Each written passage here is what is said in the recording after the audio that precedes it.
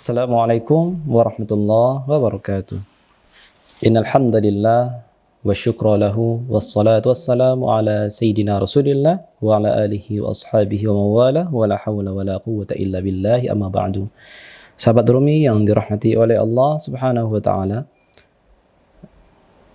ada yang perlu kita perhatikan dalam aktivitas kita melaksanakan salat berjamaah, yaitu ada komponen imam dan ada komponen makmum.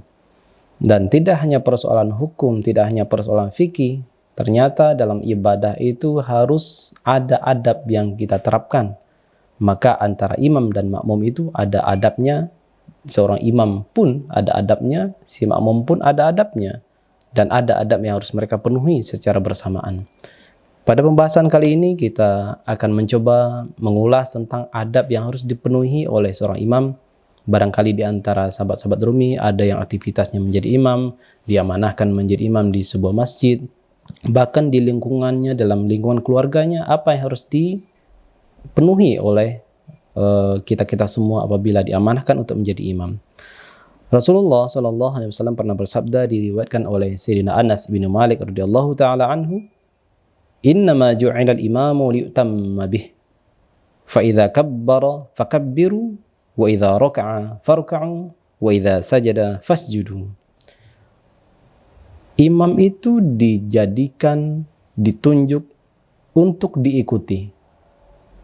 Apabila si imam bertakbir, maka bertakbirlah kalian. Ketika imam ruku, maka rukulah kalian. Dan ketika imam sujud, maka sujudlah kalian.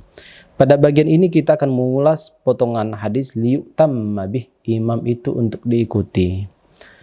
Apakah hanya sebatas mengikuti gerakan imam? Nah, ini penting kita bahas dari kitab ini. Poin pertama atau adab pertama yang harus dipenuhi oleh seorang imam itu adalah ayyakunal imamu hasanas suluk.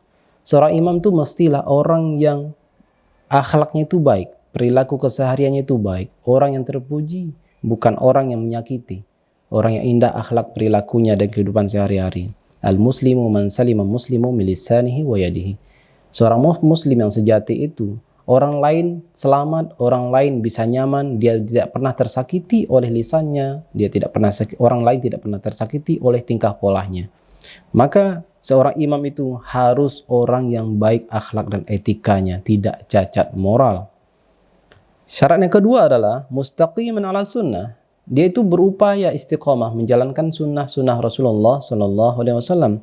Sunnah tidak hanya persoalan dia rajin sholat sunat, puasa sunat, itu penting, tapi ada sunat-sunat akhlakiyah, sunnah-sunnah bersifat akhlak. Dia menjadi imam tapi sombong, itu sama menjadi cacat pada diri seorang imam. Ia menjadi imam tapi angkuh, ia menjadi imam tapi tidak bisa menjadi contoh terhadap orang lain, maka itulah cacat keistiqomahan dia menjalankan sunnah Rasulullah SAW. Salimal mu'taqad. Yang ketiga, akidah yang dianutnya harus selamat. Ahlus sunnati wal jamaati.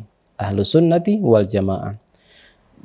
Istilah ahlus sunnah wal jamaah dalam dunia Islam, kita kenal ada istilah Asy'ariyah, ada istilah Maturidiyah, ada istilah Athariyah. Maka Imam As-Safarayini dari kalangan Hanabilah mengatakan ahlus sunnah itu ada 3 madrasah. Yang pertama Asy'ariyah, ada Maturidiyah, ada Athariyah. Asy'ariyah imamnya adalah Abul Hasan Asy'ari.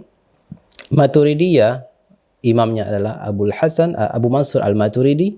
Sementara Athariyah dinisbatkan bahwa imamnya adalah Imam Ahmad bin Hanbal. Bahkan Imam Al-Murtada Az-Zabidi dalam kitab Ithaf Sadatul Muttaqin mengatakan idza utliqa ahlus sunnah fal muradu bihi al-Asy'ariyah wal Maturidiyah. Apabila ada disebutkan istilah ahlus sunnah, maka maksudnya adalah Asy'ariyah dan Maturidiyah. Itulah madrasah-madrasah yang terjadi pasca abad pertengahan atau pasca ujung masa salaf. Dimulai dari awal khalaf, maka Ahlus Sunnah wal Jamaah diwakili oleh 3 madrasah tadi. Jadi seorang imam itu harus selamat itikadnya, tidak meyakini akidah wahdatul wujud secara teologis.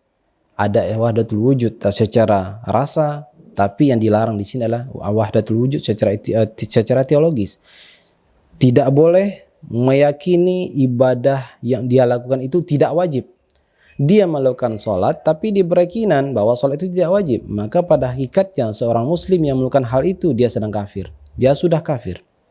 Jadi bedakan antara orang yang tidak melakukan dengan orang yang meyakini bahwa sholat itu tidak wajib. Meskipun dia sholat, tapi dalam hatinya sholat yang saya lakukan itu tidak wajib, maka itu sudah jatuh kafir.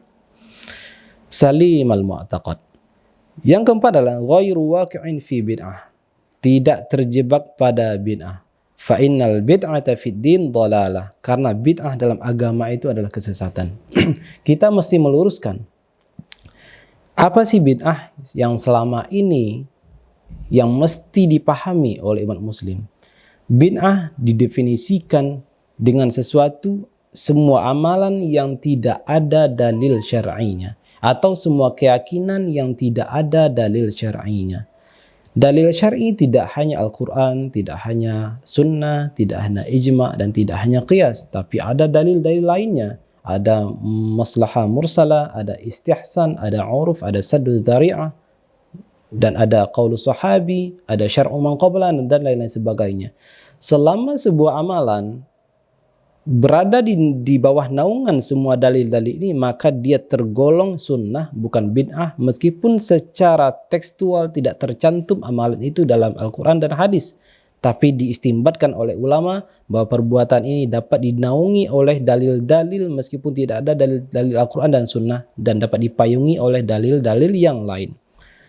Dan ternyata konteks bid'ah apabila dinisbatkan kepada masa salaf, bukanlah amalan seperti yang kita selama ini kita lakukan adalah maulid, Isra Mi'raj, acara nuzul Al-Quran, yang oleh sebagian saudara-saudara kita itu dikatakan bid'ah. Pada sejatinya itu adalah sunnah-sunnah yang dianggap bid'ah.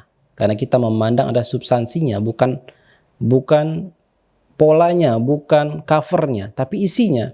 Pada hakikatnya itu adalah sunnah-sunnah yang dianggap bid'ah. Jadi bid'ah yang dipahami oleh pada masa salaf, pada ulama-ulama salaf masa silam adalah bid'ah dalam akidah. Contoh bid'ahnya Mu'attilah, kalangan-kalangan yang menafikan sifat-sifat Allah. Allah tidak punya sifat. Atau kalangan Karramiyah, Musyabbihah, Hisyamiyah.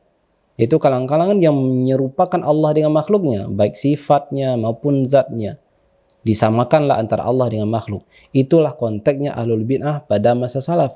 Dan golongan yang mengatakan Al-Quran itu makhluk, itu sama artinya dengan orang mengatakan sifat Allah kalam, sifat Allah kalam, ucapan Allah itu adalah makhluk. Nah, itulah yang dikatakan oleh para ulama masa silam sebagai ahlul bid'ah, itu adalah bid'ah dalam masalah akidah. Adapun bid'ah dalam masalah khilafiyah yang sering kita dengar pada akhir-akhir ini, pada hakikatnya bukanlah bid'ah, tapi itu sunnah yang dianggap bid'ah.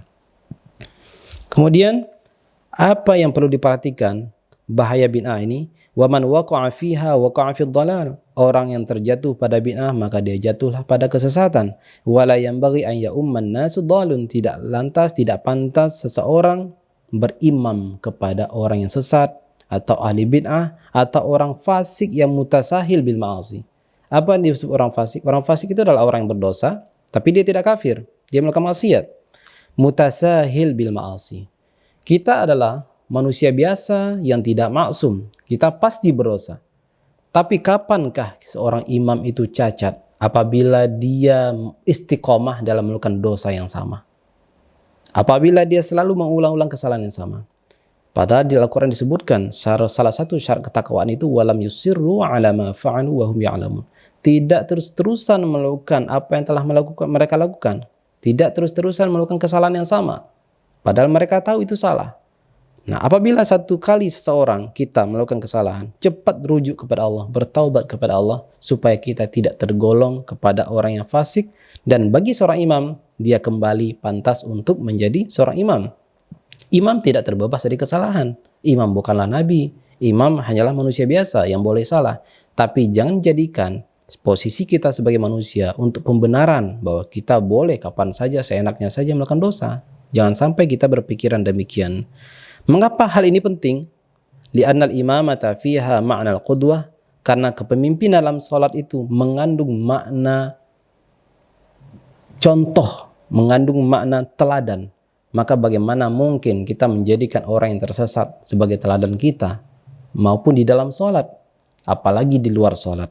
Wala tajuzul qudwatu bimithli haula. Tidak pantas, tidak layak seorang imam yang melakukan bid'ah, melakukan akhlak yang tidak baik, menyalahi sunnah, akidahnya tidak lurus, tidak pantas untuk dijadikan imam.